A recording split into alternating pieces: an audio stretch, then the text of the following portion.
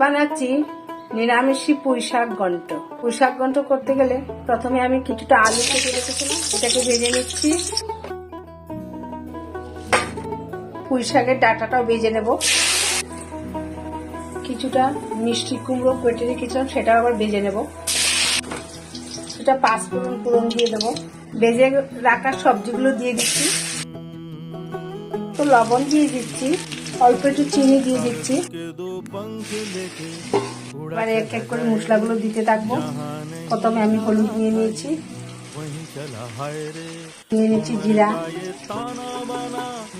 নিয়ে নিচ্ছি ধনিয়া, লাল লঙ্কার গুঁড়ো 1/2 চামচ দেবো, কাশ্মীরি লঙ্কা পাউডার দিয়ে দিচ্ছি। মশলা দেওয়ার পরে ভালোভাবে আবার কষিয়ে নেব। যত কষাবো তরকারির টেস্টটা দ্বিগুণ বেড়ে যাবে। এবার দিয়ে দিচ্ছি সেই আসল জিনিসটা, পুঁই শাক। ভালোভাবে ধুয়ে পরিষ্কার করে কুটে নিয়েছি। এবার দিয়ে দিলাম পুঁই শাক। মিশিয়ে দেওয়ার পরে আবার একটু ঢাকা দিয়ে রেখে দেবো। এবার একটু দেখে দিয়ে দিচ্ছি, কিছুটা কিশমিশ দিয়ে দিচ্ছি।